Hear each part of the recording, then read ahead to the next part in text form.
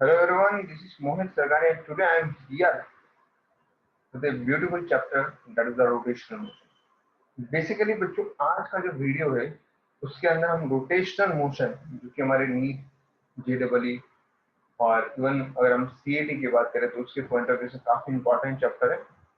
और अगर बोर्ड्स की भी प्रिपरेशन कर रहे हैं कुछ बच्चे तो रोटेशनल डायनामिक्स हमारे 12th महाराष्ट्र बोर्ड का फर्स्ट चैप्टर है, उसका जो रोटेशनल वाला पार्ट है वो हम अच्छे से कंप्लीट करने की कोशिश करेंगे विद दिस लेक्चर। तो आज मैं पूरा डिटेल में तो नहीं जाऊंगा, बट ये है कि इस चैप्टर की जो हाईलाइट्स है, इस चैप्टर के इंपॉर्टेंट डेरिवेशन है, इस चैप्टर्स के जो हमको बोल सकते हैं कि कुछ क्वेश्चन है वो हम जरूर लगाएंगे। Okay, let's start with the first topic that is the moment of inertia. Moment of inertia, मन में ये क्वेश्चन आता है कि सर ये मोमेंट ऑफ इनर्शिया क्या है, what is this moment of inertia. Okay, बच्चों आपने मास के बारे में सुना होगा, है ना, मास जिसको हमने न्यूमेरिकल मेजर ऑफ इनर्शिया भी बोला था। तो बेसिकली अगर हम इनर्शिया की बात करें, मास की बात करें, तो उनके अंदर क्या थी, टेंडेंसी थी to oppose the translatory motion. Mass हमने कहाँ पढ़ा था, ट्रांसलेटरी मोशन में पढ़ा था, है ना। ट्रांसलेटरी मोशन, लीनियर मोशन को अपोज करने की टेंडेंसी को हम लोग क्या बोल रहे थे, इनर्शिया बोल रहे थे, मास बोलते थे। इसलिए आपने देखा होगा कि किस ऑब्जेक्ट का मास हैवी था तो उसको मूव कराने के लिए हमें फोर्स की रिक्वायरमेंट भी ज्यादा होती थी, मोर फोर्स हमें अप्लाई करना पड़ता था। क्लियर है। तो सेम ये मोमेंट ऑफ इनर्शिया है, वो एनालॉजी ऑफ मास है, रोटेशनल एनालॉजी ऑफ मास हम इसको बोल सकते हैं। We can say that rotational analogy of mass, मतलब जो रोल मास का लीनियर मोशन में था, ध्यान देना बेटा, जो रोल मास का लीनियर मोशन में था वही same role moment of inertia का रोटेशनल मोशन में होगा। मतलब ये भी टेंडेंसी है, टेंडेंसी टू अपोज, चेंज को अपोज करने की टेंडेंसी, और यहां पर वो चेंज कौन सा है, रोटेशनल चेंजेस को अपोज करने की टेंडेंसी है। रोटेशनल चेंजेस, जो भी बॉडी में रोटेशनल मोशन, बॉडी में जो रोटेशन हो रहा है उस रोटेशन के चेंज को अपोज करने की टेंडेंसी को मोमेंट ऑफ इनर्शिया बोलते हैं। इट मींस कोई बॉडी का मोमेंट ऑफ इनर्शिया हाई है, बॉडी का मोमेंट ऑफ इनर्शिया ग्रेटर है, तो उसको हमें रोटेट कराने के लिए जो टॉर्क अप्लाई करना पड़ेगा वो टॉर्क भी हमें हाई टॉर्क अप्लाई करना पड़ेगा। Is that clear. उसको रोटेट कराने के लिए जो भी हमें टॉर्क अप्लाई करना पड़ेगा, फोर्स अप्लाई करना पड़ेगा, वो भी हमें ग्रेटर फोर्स अप्लाई करना पड़ेगा इफ उसका मोमेंट ऑफ इनर्शिया हाई है। तो ये सेम जो रोल मास का था वही मोमेंट ऑफ इनर्शिया का आया। ओके, नेक्स्ट क्वेश्चन ये आता है कि यार ये कौन सी क्वांटिटी है, स्केलर बोला जाए, टेंसर बोला जाए, वेक्टर बोला जाए। तो इसको यार हम लोग वैसे टेंसर बोलते हैं, बट अगर कोई कोई बुक के अंदर इसको स्केलर भी लिखा हुआ है। Tensor quantities are those quantity which looks like a vector but do not follow vector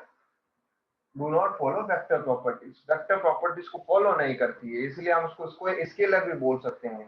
ठीक है, वेक्टर प्रॉपर्टी को ये फॉलो नहीं करती है इसलिए हम उसको स्केलर भी बोल सकते हैं। अदरवाइज अगर हम उसको स्पेशल कैटेगरी में डालें तो उसको हम टेंसर भी बोल सकते हैं।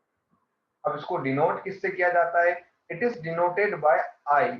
आई से हम इसको डिनोट करते हैं। किससे डिनोट करते हैं बच्चा लोग, आई से डिनोट करते हैं। थोड़ा सा जोश में रहना है, आई से हम इसको क्या करते हैं, डिनोट करते हैं। अब आप बोलोगे सर इसका क्या फॉर्मुलेशन है ना। तो सबसे पहले हम पॉइंट मास पे जाते हैं। पॉइंट मास बच्चों यार जैसे ये रहा, आपको एक एक्सिस दिखाई दे रहा है ये, ठीक है, और ये रहा हमारा मास एम। ठीक है, ये कंप्लीट मास एम है, पॉइंट मास है, और ये है एक्सिस, इसके अबाउट बॉडी जो है वो रोटेट कर रही है। This is axis of rotation. I hope आपको एक्सिस ऑफ रोटेशन क्लियर हो गया है। जिसके अबाउट बॉडी जो है रोटेट करती है उस एक्सिस को हम क्या बोलते हैं, एक्सिस ऑफ रोटेशन बोलते हैं। क्लियर। अब इस एक्सिस ऑफ रोटेशन से ये जो परपेंडिकुलर डिस्टेंस आपको दिख रही है, ये देखिए, ये रही हमारे this this is the perpendicular distance is R. ये I think axis of rotation के परपेंडिकुलर है। ये क्या है, परपेंडिकुलर डिस्टेंस। तो अगर हम moment of inertia of point mass निकालना चाहे तो उसका फॉर्मूला क्या है, मास इनटू परपेंडिकुलर डिस्टेंस का स्क्वायर।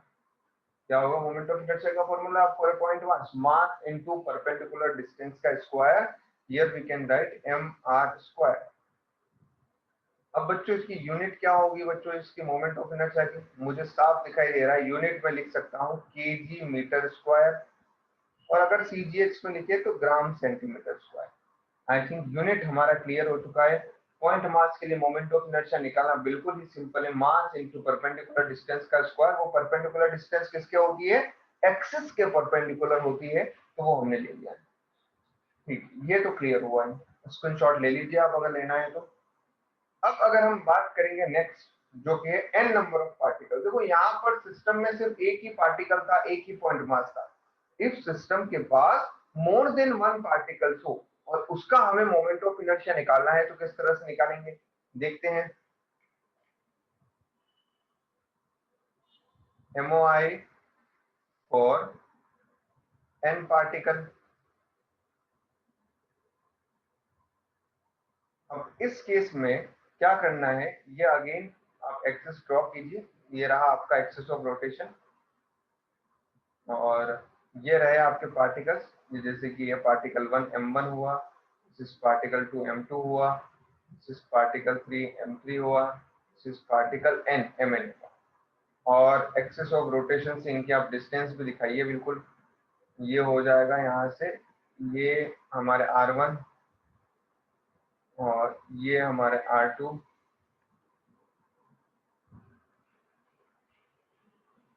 ये हमारे r3। थोड़ा 3D डायग्राम में इमेजिन करिएगा, ये सारी की सारी आपको परपेंडिकुलर डिस्टेंस दिखाई दे रही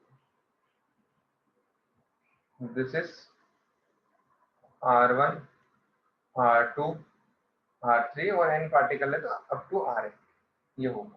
ओके, नाउ अब moment of inertia of system निकालना है, तो अब इसमें क्या करेंगे, इंडिविजुअल एक एक पार्टिकल का मोमेंट ऑफ इनर्शिया निकालिए इस एक्सिस के अबाउट, और उस सिस्टम में जितने भी पार्टिकल है उन सब का मोमेंट ऑफ इनर्शिया निकाल के ऐड कर दीजिए, सिंपल। जैसे फर्स्ट पार्टिकल क्या है, पॉइंट मास है m1 है, परपेंडिकुलर डिस्टेंस क्या है r1, तो r1 का स्क्वायर। फिर सेकंड पार्टिकल क्या है m2 है, उसकी एक्सिस से परपेंडिकुलर डिस्टेंस क्या है r2, r2 का स्क्वायर। वाह यार इतना इजी है, m3 r3 का square, so on up to mn rn का स्क्वायर। तो I can write like that m summation of, अगर आप इसको इस फॉर्मेट में लिखना भी चाहे तो summation of mi ri square, ये i equal to 1 to up to n चल रहा है। This is the moment of inertia of entire system. I hope अगर हमारे पास में पॉइंट मास भी आता है तो हम इजीली क्लियर कर जाएंगे, इजीली हम इसको सॉल्व कर जाएंगे। डन। अब ये तो हो गया moment of inertia for a an particle. अब अगर हमें क्वेश्चन देखना है तो हम एक प्यारा सा क्वेश्चन कर भी लेते हैं, न्यूमेरिकल भी कर लेते हैं। देखिए एक क्वेश्चन मैं आपको देता हूं, क्या है, हमने 3 पार्टिकल्स लिए of masses 1 gram, 2 gram and 3 gram are kept are kept at point are kept at point 2 centimetre comma 0, और सेकंड पार्टिकल का जो पोजीशन है वो है 0,6 centimetre, and third particle is 4 centimetre 3 centimetre. Clear. तो हमें क्या निकालना है इसके अंदर, find moment of inertia of all 3 types of all three particle of all 3 particle in gram centimeter square about a x axis, b y axis and c z axis। क्या question दिया है, ओहो। अब 3 पार्टिकल्स है, first is the 1 gram, second 2 gram, 3 ग्राम, ये तीनों particle है, position भी दिया हुआ है, और इन तीनों पार्टिकल्स पूरे सिस्टम का मोमेंट ऑफ इनर्शिया निकालना है, एक्स एक्सिस के अबाउट, वाई एक्सिस के अबाउट एंड जेड एक्सिस के अबाउट। जब अभी आगे हम डिस्कस भी करेंगे कि मोमेंट ऑफ इनर्शिया एक्सिस पे भी इंपॉर्टेंट होता है। जब आपने एक्सिस को चेंज किया तो मोमेंट ऑफ इनर्शिया भी चेंज होगा बच्चों, ध्यान से समझना, एक्सिस को चेंज करते हो तो मोमेंट ऑफ इनर्शिया भी चेंज होगा।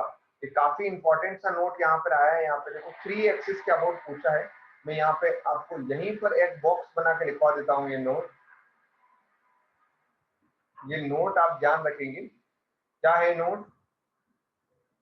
Moment of inertia depends on, किस किस के ऊपर डिपेंड्स कर रहा है? सबसे फर्स्ट मास, मास के ऊपर डिपेंड करेगा। सेकेंड मास डिस्ट्रीब्यूशन, मास किस तरीके से हमारा डिस्ट्रीब्यूट है उस पर भी डिपेंड कर रहा है ना, कि आप एक्सिस के क्लोजर है तो मोमेंट ऑफ इनर्शिया लो है, एक्सिस से अवे है मास तो मोमेंट ऑफ इनर्शिया हाई है। एंड ओरिएंटेशन ऑफ एक्सिस, देखो मैंने यहाँ पर शॉर्ट में इसको निपटाया है, orientation and position of axis of rotation. ये भी बहुत बड़ा एक रूल है, एक्सिस ऑफ रोटेशन। क्लियर हो रहा है? I repeat, moment of inertia mass पे डिपेंड करता है, पोजीशन ऑफ एक्सिस पे डिपेंड करता है। आपको देखिए कि अगर ये मोमेंट ऑफ इनर्शिया, ये देखो ये वाला एक रॉड है जिसमें ये मैक्सिमम मास, ये देखो ये एक्सिस है। अब यही रॉड में ये एक्सिस को एंड पे कर दे तो ऑब्वियसली इसका मोमेंट ऑफ इनर्शिया ग्रेटर होगा, क्योंकि this particles are away from the axis of rotation. तो जितना पार्टिकल एक्सिस से अवे होंगे उतना ही मोमेंट ऑफ इनर्शिया बढ़ता जाएगा, because mass into perpendicular distance का स्क्वायर होता है। ये एक चीज को ध्यान रखेंगे। चलिए अब क्वेश्चन पे आते हैं। Get back to the question. Masses दिया हुआ है 1 gram, 2 gram, 3 gram are kept at a, ये आपको पोजीशन दिया हुआ है। चलिए डायग्राम को ड्रॉ करेंगे शानदार तरीके से। ये लीजिए मेरा एक्स एक्सिस, ये लीजिए Y axis, and this one is the Z axis. चलिए बहुत ही अच्छे तरीके से डायग्राम बना लिया है। अब यहाँ पर फर्स्ट पार्टिकल क्या है? 2,0, मतलब एक्स में आपको 2 पे आना है। ये लीजिए, ये हो गया हमारा फर्स्ट पार्टिकल। यहाँ पे कौन सा है फर्स्ट पार्टिकल? 1 ग्राम, 1G जिसको बोल सकते हैं हम लोग, है ना, 1G बोल सकते हैं इसको। तो ये 1 ग्राम जो है ये रहा हमारा 2 पे, 2,0, और ये M1 है बेसिकली। अब ये कहाँ है? 0,6। ओहो, ये यहाँ पे मान लेते, सपोज लेट अज्यूम 0,6 ये हो गया, ये पार्टिकल M2 है। और नेक्स्ट इज द 4,3, यहाँ पे 4 आइए, ये हो गया 4, यहाँ 3 आइए, तो ये कहीं यहाँ पर बन रहा है ये M3 particle. This one is the X, this one is the Y and this one is the Z। तो डायग्राम में क्लैरिटी आ चुकी है, हमने पोजीशन तो कर लिया है। अब यार आप लोगों का काम आता है यहाँ पे, थोड़ा सा दिमाग को अच्छे से लगाइए। सबसे पहले मैं एक्स एक्सिस के अबाउट जब मैं मोमेंट ऑफ इनर्शिया निकालता हूँ, this one is the x axis. जो आपको परपेंडिकुलर डिस्टेंस लेनी है वो एक्स के अबाउट होनी चाहिए। फर्स्ट मास m1 है। अब मुझे बताइए मास m1 की एक्स एक्सिस से परपेंडिकुलर डिस्टेंस क्या है? मेरे हिसाब से तो 0 होगी भाई, क्योंकि एक्स एक्सिस के ऊपर ही लाई कर रहा है। आप देखो ना यार, बच्चा एक्स एक्सिस के ऊपर बैठा हुआ है यार, m1 एक्स एक्सिस के ऊपर बैठा हुआ है, मतलब इसकी परपेंडिकुलर डिस्टेंस कितनी हुई? 0। ये लीजिए। अब उसके बाद में देखिए, अब नेक्स्ट क्या है हमारा? m2। m2 कहाँ है बच्चों? ये रहा 6। तो एक्स एक्सिस से परपेंडिकुलर डिस्टेंस कितनी है? मुझे तो 6 दिखाई दे रही है। ये देखिए यहां से लेके यहां तक ये रही परपेंडिकुलर डिस्टेंस एक्स से, तो ये हो गया m2 इंटू 6 का स्क्वायर। और m3 की एक्स एक्सिस से परपेंडिकुलर डिस्टेंस मुझे कितना दिखाई दे रही है बेटा? यहाँ से यहाँ तक देखिए ये कितना डिस्टेंस है? ये परपेंडिकुलर डिस्टेंस दिस इज 3। ये परपेंडिकुलर डिस्टेंस कितना है? 3। तो m3 इंटू 3 का स्क्वायर। स्मार्ट बन जाइए यार, ये तो 0 हो गया, हटाइए। m2 2 ग्राम है, ये सब हमारे डायमेंशन भी सेंटीमीटर में, तो पूरा आंसर सीजीएस में रहने दो, हटाओ, काहे जीवन में लोड लेने का। m3 कितना हो गया यहाँ पर? ये भी दिया हुआ है 3 इंटू 3 का स्क्वायर। अब सॉल्व कर दीजिए बेटा, कितना आ रहा है यहाँ पर? ये हो गया 36 इंटू 2, 72, और 72, और फिर उसके बाद में ये कितना आएगा? 9 इंटू 3, 27। तो अप्रोक्स 72 इंटू 27 हो जाएगा 99 ग्राम सेंटीमीटर स्क्वायर। आहा, बेहतरीन। एक्स एक्सिस के अबाउट हमने काम कर लिया है। अब वाई एक्सिस पे हम चलते हैं। वाई एक्सिस क्या बोल, again m1 into perpendicular distance from y लेना बच्चों, परपेंडिकुलर डिस्टेंस ये रहा y एक्सिस, इससे परपेंडिकुलर। क्या m1 परपेंडिकुलर डिस्टेंस पे है? यस, y एक्सिस से मुझे तो ये देखो ये लाइन यहाँ से यहाँ तक की डिस्टेंस ये जो है वो कितना होगी 2, तो ये परपेंडिकुलर डिस्टेंस कितने दिख रही है 2, लीजिए 2 का स्क्वायर प्लस m2 इंटू, अब ये तो y एक्सिस के ऊपर ही बैठा है तो इसकी परपेंडिकुलर डिस्टेंस कितनी होगी 0। वाह, बहुत बढ़िया। अब m3 को पकड़ लीजिए इनटू, अब m3 ये रहा, m3 की परपेंडिकुलर डिस्टेंस कितनी है y से, यहाँ से लेके यहाँ तक, ये मुझे तो 4 दिखाई दे रही है। देखो x में यहाँ से यहाँ तक कितना है ये 4, ये यहाँ से यहाँ तक की डिस्टेंस कितना होगा 4, तो 4 का स्क्वायर कर लीजिए, तो ये कितना होगा 1 ग्राम इंटू 2 का स्क्वायर, ये तो 0 हो जाएगा, और इधर 3 इंटू 4 का स्क्वायर हो रहा है, तो ये 4 हुआ, ये 0 हुआ, ये 16 इंटू 3 करते हैं तो ये 48 होगा। तो दिस इज आई थिंक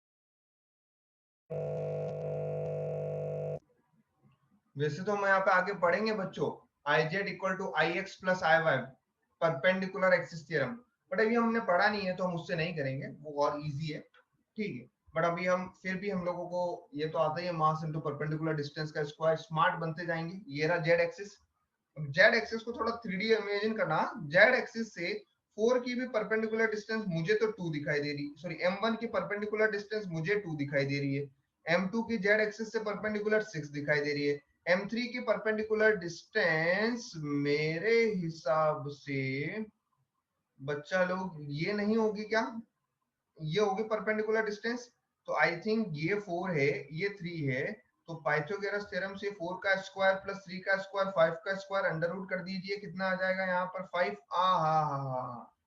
ये आ गया 5, तो आएगी परपेंडिकुलर डिस्टेंस का भी मिल गया। तो अब इसको चिपका दीजिए, m1 इंटू परपेंडिकुलर डिस्टेंस 2 का square, m2 into perpendicular distance this is 6 था, बिल्कुल बिल्कुल 6 का square plus m3 into perpendicular distance 5 का स्क्वायर, सॉल्व कीजिए 1 इंटू 4, 2 इंटू 36 प्लस 3 इंटू 25, तो इट विल गिव यू, ये आपको एंड में आंसर दे देगा। ये जो हमारे पास में नेट जो आंसर आने वाला है इनको ऐड कीजिए, कितना आया 4 आया, 72 आया प्लस 75 आया, तो कितना हो गया बच्चा लोग, ये मुझे लग रहा है 151 आएगा, yes 151। I hope question clear हो गया, आई होप दिमाग के अंदर घुस चुका है मोमेंट ऑफ इनर्शिया का क्वेश्चन, ठीक है ना। तो ये था पॉइंट मास के बारे में एक छोटा सा क्वेश्चन, और हमने ये भी देख लिया कि मोमेंट ऑफ इनर्शिया किस किस के ऊपर डिपेंड करता है, मोमेंट ऑफ इनर्शिया होता क्या है ये भी हमने क्लियरली समझ लिया। अब बच्चा लोग यार, ये तो हमने पॉइंट मासेस का बारे में देखा, एन नंबर ऑफ पार्टिकल्स है उसके बारे में देखा, मतलब इन शॉर्ट हमने डिस्क्रीट सिस्टम से रिलेटेड चीजें जो है वो कर ली। इफ सिस्टम कंटिन्यूस हुआ, मतलब यार सपोज ये पेन है, अब इस पेन का मुझे मोमेंट ऑफ इनर्शिया निकालना है, इस फोन का मोमेंट ऑफ इनर्शिया निकालना है, क्या मेरे लिए ये जो पार्टिकल वाली अप्रोच है, एक एक पार्टिकल को लेऊंगा, एक्सिस से डिस्टेंस निकालूंगा और हर पार्टिकल का मास और पता होना चाहिए, ये अप्रोच फिजिबल है क्या? नहीं यार, इसमें मैं एक एक पार्टिकल नहीं निकाल सकता, उसका मास फाइंड आउट करना, उसके एक्सिस से परपेंडिकुलर डिस्टेंस निकालना, ये बड़ा डिफिकल्ट काम है, क्योंकि ये जो सिस्टम है ये ऐसे इंडिविजुअल मासेस पे नहीं है, मतलब डिस्क्रीट नहीं है, मासेस पार्टिकल के अलग अलग नहीं है इसमें, ये कंटिन्यूस सिस्टम है, थ्रू आउट मास का डिस्ट्रीब्यूशन यूनिफॉर्म है, कंटिन्यूस सिस्टम है। अब जब कंटिन्यूस सिस्टम होता है उसमें किस तरीके से मोमेंट ऑफ इनर्शिया को फाइंड आउट किया जाता है, तो अब हम बात करेंगे कंटिन्यूस सिस्टम। बड़े ही आराम से और प्यार से हम लोग इसको समझेंगे, आई होप आपको मजा आ रहा होगा, ठीक है। कंटिन्यूस सिस्टम की जब हम बात करते हैं, देखिए एक सुंदर सा एक हम लोग बॉडी लेते हैं, दिस इज ये लीजिए सर, ये देखिए, एक ये हमने बॉडी ले लिया और ये रहा हमारा एक्सिस ऑफ रोटेशन। अब इस बॉडी का आपको मोमेंट ऑफ इनर्शिया निकालना है, तो क्या कीजिए, इसमें एक छोटा सा सेगमेंट लीजिए पहले, जिसको आप बताइए इसका मास dm है, और उस dm मास की एक्सिस से परपेंडिकुलर डिस्टेंस निकालिए r। फिर आप क्या कीजिए, उस dm मास जिसको हमने पॉइंट मास की तरह ट्रीट किया, उस dm मास की एक्सिस से परपेंडिकुलर डिस्टेंस है r, तो उससे आप स्मॉल मोमेंट ऑफ इनर्शिया निकालिए, जो कि होगा r स्क्वायर परपेंडिकुलर डिस्टेंस का स्क्वायर इनटू मास dm। अब आपको कंप्लीट सिस्टम का मोमेंट ऑफ इनर्शिया निकालना है, तो आपको क्या करना पड़ेगा, जो आपने स्मॉल एलिमेंट लिया है उसके मोमेंट ऑफ इनर्शिया को इंटीग्रेट करना पड़ेगा। तो वही हम लोग करेंगे यहाँ पे, integrate of r square dm। अब फिर आपको लिमिट लगानी पड़ेगी, फिजिबल जो भी लिमिट यहाँ पे लग रही होगी उस क्वेश्चन के हिसाब से देख के, उस शेप के हिसाब से देख के वो हम लिमिट लगाएंगे, and that will give us the moment of inertia of continuous system। तो अप्रोच तो क्लियर हो गई, यार हमें कंटिन्यूस सिस्टम लगाना पड़ेगा, जैसे सपोज कोई डिस्क आ गया, रॉड आ गया, सॉलिड स्फीयर आ गया, सिलेंडर आ गया, इन सब का मोमेंट ऑफ इनर्शिया हम लोगों को फाइंड आउट करना पड़ेगा। अप्रोच तो पता लग गई, अब कुछ शेप्स को देखते हैं और वो हम लोग सॉल्व करने की कोशिश करते हैं। तो सबसे पहला शेप जो है बच्चों, फर्स्ट शेप, वो मैं ले लेता हूं, बिल्कुल सिंपल सा शेप, रिंग। रिंग, बहुत लोगों की तमन्ना है इसको पहनने की, रिंग को, है ना, बट ये लीजिए, पहले इसका मोमेंट ऑफ इनर्शिया समझ लेते हैं आज। हम्म, ये रहा रिंग, ठीक है। अभी आपको यहाँ पर तो मेरे हिसाब से मास का डिस्ट्रीब्यूशन आपको समझ में आ रहा होगा कि each and every particle is each and every particle is at perimeter. Perimeter पे है, मतलब क्या हो रहा है, हर पार्टिकल इस एक्सिस से r डिस्टेंस पे है। कोई भी पार्टिकल ऐसा मुझे तो नहीं दिख रहा है जो r डिस्टेंस पे ना हो। Each and every particle is at r distance from the axis of rotation, और r जो है वो है रेडियस ऑफ रिंग। तो यहाँ पर मैंने एक स्मॉल सेगमेंट ले लेता हूं मैं यार, एक स्मॉल सा सेगमेंट हमने ले लिया है और उसको मैंने बोला dm, और कैपिटल M जो है वो इस रिंग का मास है। तो ये हमने क्या किया, पहले di निकाला है स्मॉल एलिमेंट का, जो परपेंडिकुलर डिस्टेंस है r स्क्वायर, और dm लिखा हमने।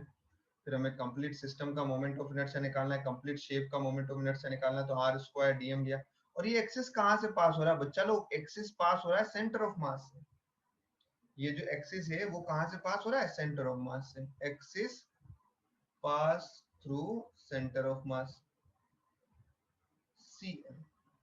तो बेसिकली जो भी निकलेगा वो ICM निकलेगा, moment of inertia of ring about its centre of mass. जबरदस्त, इसको इंटीग्रेट कर दीजिए। अब as you know that R square तो कांस्टेंट है, क्योंकि हर पार्टिकल, हर एक मास पार्टिकल जो भी है वो इस एक्सिस से r डिस्टेंस पे, कैपिटल R डिस्टेंस पे, क्योंकि पेरीमीटर पे होगा ना रिंग में, तो r स्क्वायर कांस्टेंट है तो बाहर निकाल दे। और अब इसको इंटीग्रेट करो, dm लिखा हुआ है तो अब मास की लिमिट लगा दो 0 टू m। इंटीग्रेट किया तो क्या होगा, dm का m आया, लिमिट लगाया m तो mr स्क्वायर। ओ हो, मतलब moment of inertia of ring about its centre of mass and axis is perpendicular to plane of its ring, axis is perpendicular to plane of its ring हो तो formula होगा mr square. जबरदस्त, ये तो सीख लिया हमने रिंग का। अब नेक्स्ट शेप पे चलते हैं, वो है डिस्क। अब डिस्क में कैसे मोमेंट ऑफ इनर्शिया निकलता है, चलो डिस्क से बेटर है हम बात करते हैं रॉड की। डिफरेंट शेप लेते हैं, क्योंकि यार देखो बहुत सारे शेप से, हर शेप का मोमेंट ऑफ इनर्शिया हम लोग डेरिवेशन से निकाल निकाल के नहीं करेंगे, हम सब का मोमेंट ऑफ इनर्शिया निकाल के याद रखेंगे सेंटर ऑफ मास के वो। तो मैं एंड में आपको फॉर्मूला चार्ट बना के दूंगा, आपको वो फॉर्मूला याद कर लेना है, खत्म हो जाता है। ये इसलिए सीख रहे हैं, अंडरस्टैंडिंग के लिए हम ये डेरिवेशन कर रहे हैं, है ना, कि भाई यार ऐसे ये फॉर्मूले डिराइव हुए होंगे। अब जिसे मैं रॉड लेता हूं, अब ये रहा हमारा रॉड, ये दिख रहा है आपको, और रॉड में एक्सिस कहां से पास करवा देते हैं, इसके सेंटर ऑफ मास से पास करवा देते हैं। ये रहा, चलिए सेंटर ऑफ मास से पास हो, या चलिए एंड से पास करवाते हैं। सेंटर ऑफ मास के अबाउट भी आपको कराएंगे, पहले एंड के अबाउट कराते हैं। ये लीजिए, एक्सिस इसके एंड के अबाउट पास करवाते हैं, जो एक्सिस कैसे भी पास करवा सकते हैं ना। अब इसके अबाउट आपको अभी दिखेगा, देखो एंड के about moment of inertia centre of मास के अबाउट मोमेंट ऑफ इनर्शिया। ये एक्सिस कहां से पास हो रहा है, axis passing through it's and, और ये है कैपिटल एम इस रॉड का मास है ना, मास ऑफ रॉड। ये भी लिख दीजिए भाई बिंदास, मास ऑफ रॉड। मजा आ गया। अब बेटा यार यहाँ क्या करने वाले हो आपको, अगेन अब यहाँ पर हमें जब भी, अब आपको समझ में तो आ गया कि कंटिन्यूस सिस्टम है, ठीक है, इंडिविजुअल पार्टिकल हम ले नहीं सकते हैं, उनका परपेंडिकुलर डिस्टेंस निकाल नहीं सकते हैं, इंटीग्रेशन वाले मेथड से जाना ही पड़ेगा। अब इंटीग्रेशन वाले मेथड से जाना पड़ेगा तो हमें इसमें क्या करना पड़ेगा, एक छोटा सा डीएम, छोटू सा डीएम वाला सा एलिमेंट सेलेक्ट करते हैं। तो ये कर लीजिए छोटू सा डीएम वाला एलिमेंट, देखो मजा आना चाहिए यार, खुश हो जाओ एकदम। छोटू सा डीएम वाला एलिमेंट हमने सेलेक्ट किया, और ये छोटू सा डीएम वाला एलिमेंट एक्सिस से कितनी डिस्टेंस पे है बेटा, मान लेते लेट अज्यूम ये एक्सिस से एक्स डिस्टेंस पे है। और इंटरेस्टिंग बात, इस रॉड की लेंथ कितनी है बेटा, इस रॉड की लेंथ है एल। तो अगर मैं लिमिट देखूं तो यहाँ पर x 0 होगा और इस पॉइंट पे x की वैल्यू l होगी। जबरदस्त।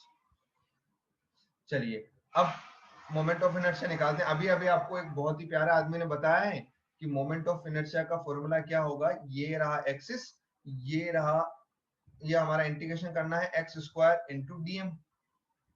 स्मॉल एलिमेंट डीएम लिया, उसको परपेंडिकुलर डिस्टेंस के स्क्वायर से मल्टीप्लाई कीजिए और इंटीग्रेट कीजिए और पूरे सिस्टम का मोमेंट ऑफ इनर्शिया लेके आइए। अब मुझे बताइए, क्या मैं इस एक्स स्क्वायर को कांस्टेंट मान के इंटीग्रेशन से बाहर निकाल सकता हूं? नहीं, अब यहां पर कांस्टेंट नहीं है एक्स बेटा।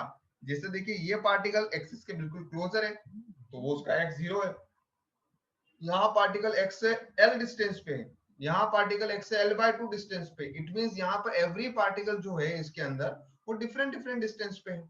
तो अब हम इस x को 0, इस x को कांस्टेंट नहीं मान सकते। अब लिमिट भी जो लगेगी वो x की टर्म में ही लगने वाली है। तो अब क्वेश्चन मन में आया सर डीएम है, एक्स स्क्वायर है, तो हम मुझे क्या करना चाहिए बेटा, आप अब इस डीएम को डीएक्स में कन्वर्ट कीजिए, क्योंकि अब आपको ऑपरेटर चाहिए डीएक्स।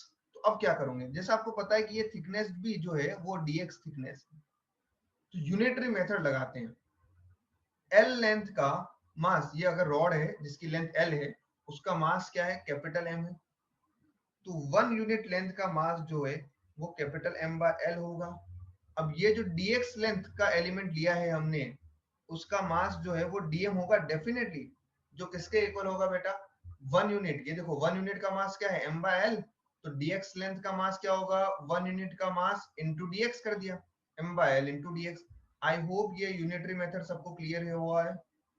एल लेंथ का मास m है तो 1 यूनिट लेंथ का मास m बाय एल हो गया, तो dx लेंथ का मास क्या होगा, जो वन लेंथ, जैसे आप होता है ना कि 10 पेन की कॉस्ट, आप देखते हो कि 10 पेन की कॉस्ट 20 रुपीज है, तो 1 पेन की कॉस्ट 20 डिवाइड बाय 10, तो 5 पेन की कॉस्ट क्या होगी, 1 की जो कॉस्ट है उसको आप 5 से मल्टीप्लाई करो। तो वही मैंने किया, एल लेंथ का मास m हुआ, 1 यूनिट लेंथ का मास m बाय एल हुआ, तो आपको 1 यूनिट लेंथ की मास आ गया। अब 1 यूनिट लेंथ का मास आया तो dx लेंथ का मास कितना होगा, 1 यूनिट लेंथ का मास इंटू dx कर दो, तो dx लेंथ का मास आ गया जो कि हमारा dm है। बहुत बढ़िया। अब बेटा इस dm को यहाँ पुट कर दीजिए, मजा आ रहा है। देखो अभी अगर समझ रहे हो तो बहुत फील आ रहा होगा यार, dm को यहाँ फुल पुट कर दीजिए, m by L into dx। अब बेटा इस m बाय एल को इंटीग्रेशन से बाहर निकाल दीजिए, क्योंकि कैपिटल M है, मास ऑफ रोड एक कांस्टेंट है, L है, लेंथ ऑफ रोड एक कांस्टेंट है, इंटीग्रेशन से बाहर निकालिए उसको फटाफट। अब आई थिंक ऑपरेटर भी dx है, इंटीग्रेशन भी x का कर रहे हैं, तो लिमिट लगाइए x की 0 टू l, एंटायर रोड आ गया। अभी मजा आ रहा है, हाँ m बाय l हो गया। अब एक्स स्क्वायर का इंटीग्रेशन क्या होगा, एक्स क्यूब बाय 3, ये लगाया 0 टू l, लिमिट लगी, तो ये आएगा m by l, L cube by 3, and final answer आ जाएगा m into L square by 3। This is moment of inertia of rod about its end. कहाँ पे हो रहा है ये, अबाउट इट्स एंड, एंड के about, M L square by 3। बना लीजिए, बॉक्स के अंदर इसको लिख डालिएगा, ml²/3 about its and. Clear clear clear clear, fit हो गया दिमाग में। अब हम रॉड का ही मोमेंट ऑफ इनर्शिया निकालेंगे उसके सेंटर ऑफ मास के अबाउट, किसके अबाउट, उसके सेंटर ऑफ मास के अबाउट। ओहो, अब हम बात कर रहे हैं रॉड का मोमेंट ऑफ इनर्शिया किसके अबाउट, अबाउट एन एक्सिस, जो एक्सिस है वो कहां से पास हो रहा है, about an axis passing through centre of mass, passing through center of mass and perpendicular to its length, उसकी लेंथ के परपेंडिकुलर हो बेटा, वाजी वाह, ले लीजिए, उड़ा दीजिए फटाफट, डुम, ये लीजिए। और बेटा ये रहा सेंटर ऑफ मास, ये लीजिए, ये कट हो गया। अब ये सेंटर ऑफ मास है, तो ऑब्वियसली यार ये लेंथ जो होगी वो L/2 होगी।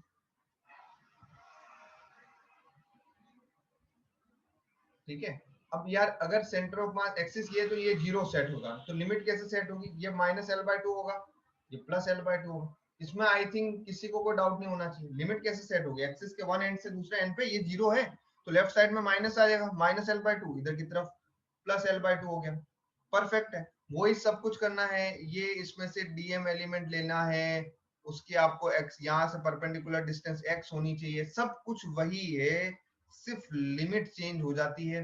डीएम को भी हम क्या लिख सकते हैं, कैपिटल M/L इंटू dx, अभी हमने पीछे देखा, वही पुट करना है, कर दीजिए, x² ये आ गया, कैपिटल M/L इंटू dx आ गया, और इंटीग्रेट किया।